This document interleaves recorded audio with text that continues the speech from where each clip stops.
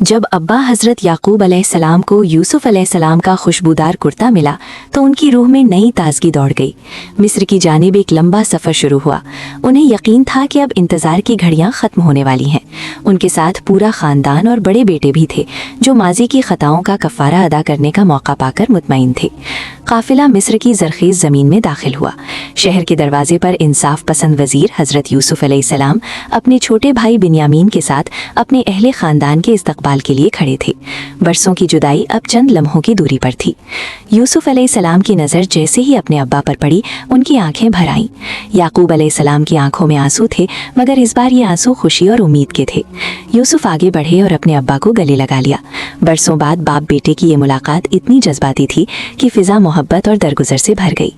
याकूब अलैहिस्सलाम ने लरसते हाथों से यूसुफ अलैहिस्सलाम का मुबारक कुर्ता अपने चेहरे और आंखों पर रखा और फ़ौरन, जैसा कि अल्लाह का वादा था, तारीकी दूर हो गई।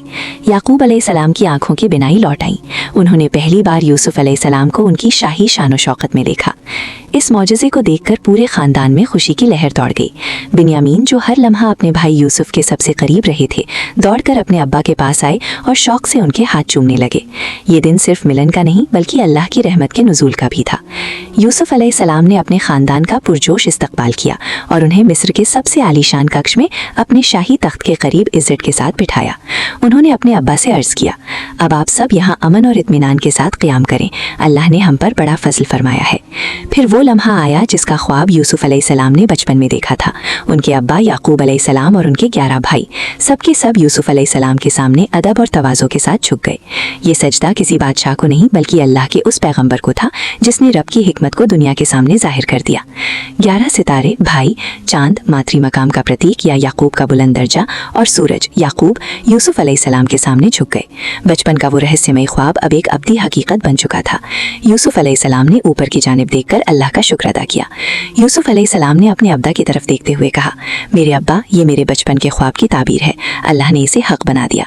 उसी ने मेरे और शैतान की साजिशों के दरमियान सुलह कराई, मुझे कैद से निजात दी और आप सबको मेरे पास ले आया। बेशक मेरा रब निहायत मेहरबान और दाना है। मिस्र में पूरा ख़ानदान अमन, चैन और खुशहाली के साथ आबाद हो गया। हज़रत याकूब अलैहिस्सलाम और हज़रत यूसुफ अलैहिस्सलाम ने बरसों तक अल्लाह के इंसाफ और माफ़ी का पैगाम आम किया। यूसुफ अलैहिस्सलाम की दास्तान क़यामत तक ये सबक देती रहेगी कि कैसी भी आजमाइश आए, अल्लाह अपनी तदबीर पूरी करता है और सब्र व नेकी का अंजाम हमेशा मीठा होता है। अगर आपको ये कहानी पसंद आए तो वीडियो को लाइक करें और भाग 10 देखने के लिए चैनल को सब्सक्राइब करें और कमेंट में माशाअल्लाह ज़रूर लिखें।